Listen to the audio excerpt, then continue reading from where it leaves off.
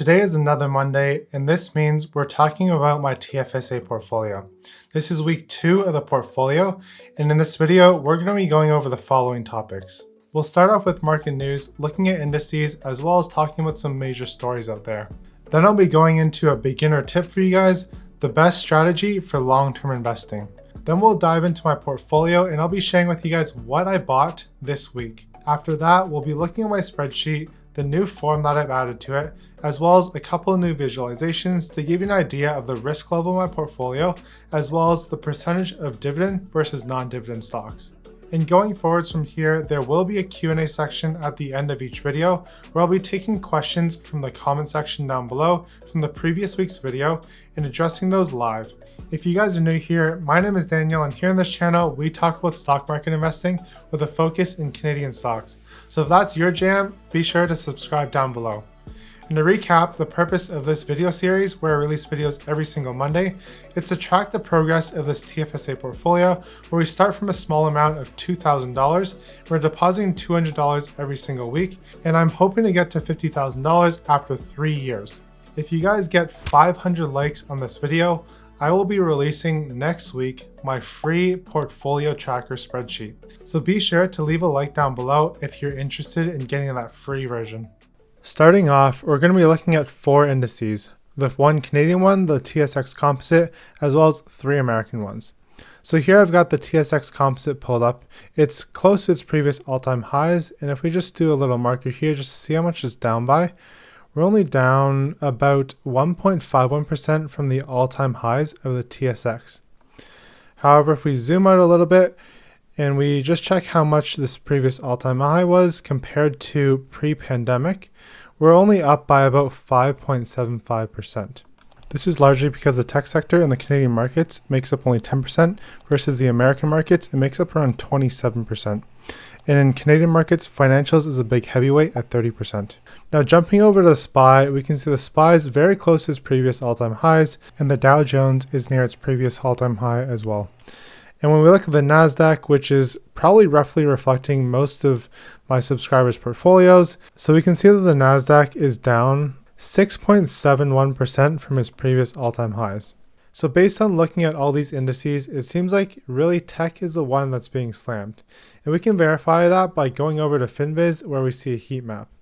So 1 month performance, we can see all the red spots are around the consumer cyclicals, the communication services, entertainment, Netflix and Disney are down, the electronic gaming and multimedia, software applications is down quite a bit as well as semiconductors. And then we have our software infrastructure companies, which are largely down, except for some of the large caps like Microsoft, Adobe, and Oracle, which are actually up. And when we're looking at other sectors, like the consumer defensives, all these guys are up. There's a lot of green in this area. Then we're also seeing utilities pick up, and we're seeing industrials pick up right here. There's a lot of green there. And we're also seeing financials starting to pick up as well. For those of you guys who have been following tech news, you probably have heard of ARK Invest. And I've got some interesting things I pulled up here, just showing the total assets under management for all the ARK ETFs. So here we have ARKG. We can see that in February, they reached the peak of their net assets under management. And then since then, it's declined, which means that people were withdrawing their money from this ETF. And if we go across all their other ETFs like ARKF or ARKK or ARKW, as well as ARKQ, we can see the general trend happening across all the portfolios where they peaked mid-February, and since then, people have been taking their money out of ARK Invest ETFs. And at the peak in mid-February, ARK Invest had around $58.9 billion under management. And currently, as of March 26th, they have about $44.56 billion under management. So this is down around 24% over the past month and a half. One of the largest pieces of news right now is the fact that there's a cargo ship that's stuck in the Suez Canal. Now you might be wondering, why is this important to us as investors? Well, the reason is because the Suez Canal is very important for trade. When we look at Google Maps, we can see that the Suez Canal is the only route from Asia all the way to Europe without having to go around Africa. And this canal is extremely narrow. If ships have to go around Africa instead of going through the Suez Canal, it's going to take roughly an extra 3 weeks. If Asia's impacted as well as Europe's impacted, they're widely connected to North America and the North American economy. So we're also going to feel some of the impact here. Right now, all the markets are reacting to this in some shape or form. And that's because all markets are connected with global trade. Right now, supply is being dropped because there's a lot of shipments on hold, and demand is staying the same or even going up as the world prepares to open as vaccines roll out and the pandemic is going away. And when supply drops and demand stays the same or goes up, prices end up going up. For this reason, we could be seeing people taking money off the table in the short term. And you got to remember, not everyone in the market is long-term investors. If you're a long-term investor like I am, this event will really have no impact on your investing if you're looking at it from the perspective of 30 years down the road. But if you're a 1-year investor or a half-year investor, this is going to really damage your gains because the supply squeeze will have a material impact on companies' quarterly reports in this next quarter as well as the next quarter. So this leads well into our beginner tip of today, and that's to dollar cost average in. And honestly, that's the best thing that you can do right now in the markets as the markets are trading sideways and going up and down from week to week. Essentially, the problem that dollar cost averaging is solving is the fact that no one knows where the market is going to go. So if you're dollar cost averaging, you're going to be able to buy the dips as well as you may buy some peaks as well. But in the long run, if you're buying at the peaks or all-time highs, these all-time highs are always smashed a year or 2 years or 5 years down the road. The second problem that dollar cost averaging solves is the emotional roller coaster that retail investors feel when investing. So in the past couple of months, we saw a lot of green days, especially those of you guys who are in high growth stocks. And this created a high in our mind where we thought that we're on top of the world. Whatever we throw our money in is going to grow in the next week or two, and we're going to feel great about ourselves. However, when reality set in and valuation sunk into people's minds and the market started to sell off on these high growth names, then we as investors who are invested in high growth stocks felt like crap. We saw our portfolios drop 10, 20, or even 30% if you're in some high risk penny stocks. Now, dollar cost averaging prevents you from buying too heavy while the market is running up and not buying at all as the market is dipping down. At the end of the day, as humans, psychologically, we hate to see red in our portfolio, but when we're winning, we're willing to put more money and continue to ride that high. And this is why casinos make so much money. To show you the power of dollar cost averaging, this is an S&P 500 periodic investment calculator. So we can enter in the starting month, the starting year, the ending month, and the ending year, our starting amount, as well as the monthly investment, and we can click and calculate what the final value of the portfolio is based on historical data. So here we're going to start from 1990 to year 2000. So this is 10 years. We start with $2,000 in 1990 and add $500 every single month. We can see the final value portfolio is $180,000, and the total amount that was invested over the 10 years was $62,000. And the total amount gained is roughly somewhere around $120,000. So you've effectively 3x'd your initial investment of $62,000 by using the dollar cost averaging method. Now, if we stretch this out to another 10 years, so 20 years in total, and we calculate that, you would end up with $229,000, an annualized return of 5.85%, and a total amount invested of $122,000. So over 20 years, you would 2x your money. And if we're comparing that with a 10-year investment, you'd be going from $180,000 to $229,000. So that's an extra $59,000. And the reason for this is 2010, the stock market was still recovering from the 2008 crash. And in year 2000, this was at the peak of the technology bubble. So of course, your gains are going to be a lot higher. And typically, if you're a long-term investor and you're young like me in your mid-20s, then you probably are aiming to invest for retirement, which is probably around 30 to 40 years away. So a 30-year time frame, if you're putting in $2,000 initially and investing $500 each month for 30 years, the total amount you would have invested is $182,000, and the final value of your portfolio is $710,000. and that's a little bit more than the 3x gain. And the annualized returns is 7.89%. Now, if we want to stretch this out to 40 years because you're in your early 20s, let's go back to 1980. So if we calculate those results, you'd put in $242,000, and the final value of your portfolio is $2.4 million. And that's an annualized return of only 9.3%. So this is essentially a 10x on your money if you're investing only at $2,000 a month, $500 a month for 40 years. For everyone who's watching this video right now and you're in your early 20s, you have easily 40 years in your time horizon to invest for retirement, and $500 a month should be no problem if you have a full-time job. And if you think $500 is hard, let's see what happens if you only invest $200 per month.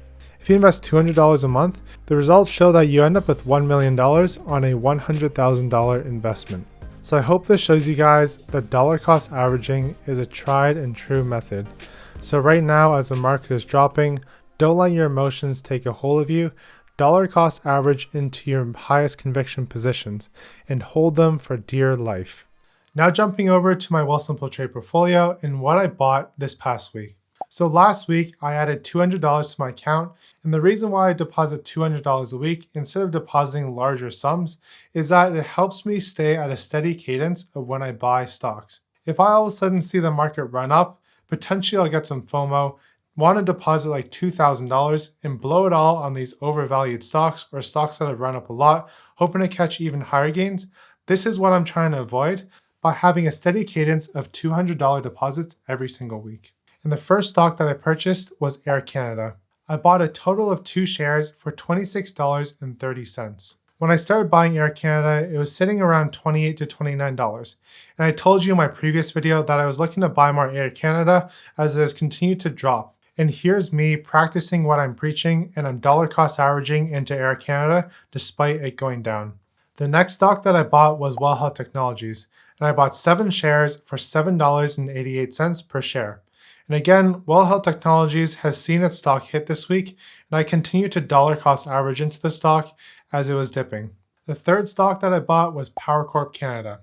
And in my previous video, I mentioned that Power Corp Canada stated in their previous quarterly earnings reports that their net asset value is around $40 per share. And currently the stock trades around $33 per share. So I bought 2 shares of Power Corp Canada for $33.25 each. The next stock that I bought was RioCan, and I bought 2 shares of RioCan for $19.34 each. RioCan is a solid dividend payer. It currently pays a 5% dividend, and I wanted to add to this position as it was a smaller position in my portfolio. So I wanted to bring it up to par with some of my other larger positions, as well as I believe the stock will do well as the reopening continues to happen. The next stock that I bought was Algonquin Power Corp. I bought 2 shares at $19.83 per share. Algonquin Power Corp has been paying dividends for the past 10 years and raising its dividend every single year. So this is a company that I want to own and hold for the long term, as they'll continue to see share price appreciation because they're in the renewable energy sector, as well as they've proven that they're able to raise their dividend for 10 years in a row. The last stock that I bought, I'll be showing you in my spreadsheet as it'll highlight the new improvements that I made to that spreadsheet. So here on the first page, we have a data entry form, and you can fill out 3 different forms, one for buying or selling stocks, one for depositing withdrawals, and one just to add sectors in case the sector is not there. And I'll explain that a little bit later on. So first off, I'm going to show you quickly how it works. So on the 24th, I bought some TELUS stock, and this is how you enter into the sheet. So I add a T for TELUS and it auto-populates. Then the number of shares I bought was around 2 shares at a cost basis of 25.25 cents. So there's a total cost of $50.50. I hit submit and the script will run.